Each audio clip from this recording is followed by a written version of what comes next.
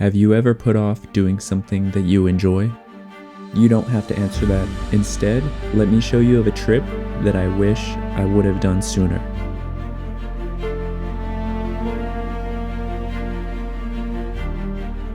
This is the highest peak in Orange County, gaining almost 6,000 feet in elevation. Today's journey will go over how to get to Santiago Peak and what to expect.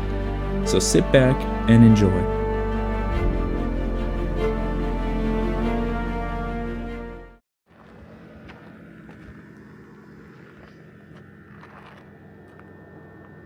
Welcome back to the channel, guys. We are here in the Cleveland National Forest and we are at the south portion of North Main Divide Trail.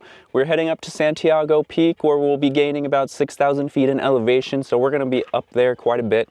We'll have a pretty nice view of the surrounding area. That's actually one of the highest peaks in this area, which is like OC Riverside. We're going to be going through North Main Divide Trail, get to Santiago Peak. Definitely looking forward to sharing the experience with you guys, and if you're looking to come up here, you could definitely get a better idea of what it's going to be like, what to expect, if it's possible with whatever rig that you have to come up here, which this is rated a pretty easy trail until the part that you get to the radio tower, which is the Santiago Peak area. There are some deep ruts there. From what I read about this. So yeah, looking forward to showing you guys the area. Let's get to it.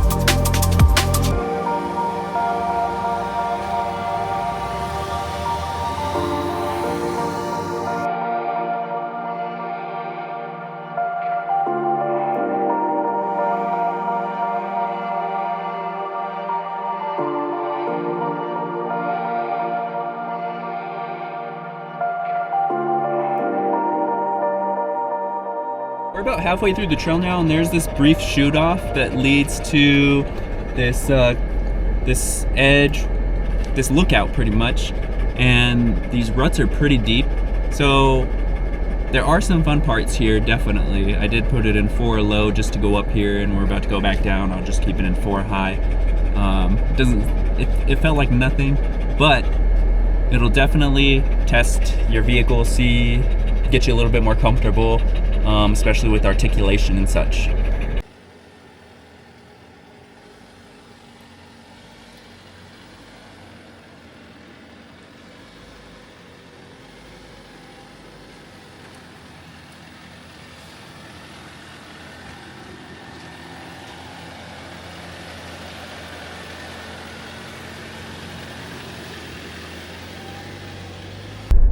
So we're about a few minutes in the trail so far, and I will say there was a few hikers in the beginning. I don't know how far they're planning on going because it's quite a bit just to drive, and a few motorcyclists. And we just passed by one a few seconds ago, and it just reminded me of kind of like the traffic signals for off-roading. One of them is like, person in the front will give a hand motion of a number, maybe 3 or 2, and that's a number that you should expect of people to be following them. And then the last person usually should make, or would make a fist. Maybe just like a palm, but fist is the way to go. That way it's pretty clear that they were the last ones. Just something to keep an eye out for if you're ever off-roading and there is some traffic other than yourself or people behind you.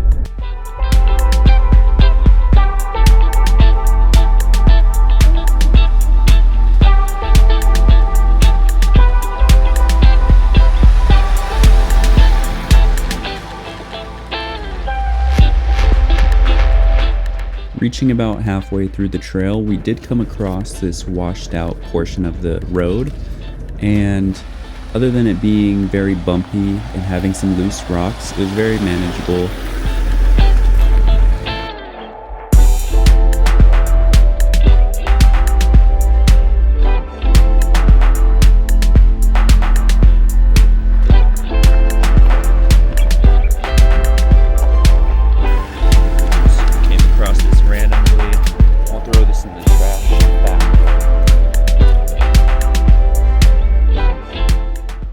After crossing through a gate to get to the radio towers, we noticed that there were many different paths to drive through to the peak. Some paths were more rutted out than others. This is the part where if you don't have a high ground clearance, you may have to find a path where it isn't rutted out. I did notice two separate roads that connected to the lookout of the peak. There was one that is flat and another that could definitely test your suspension's articulation.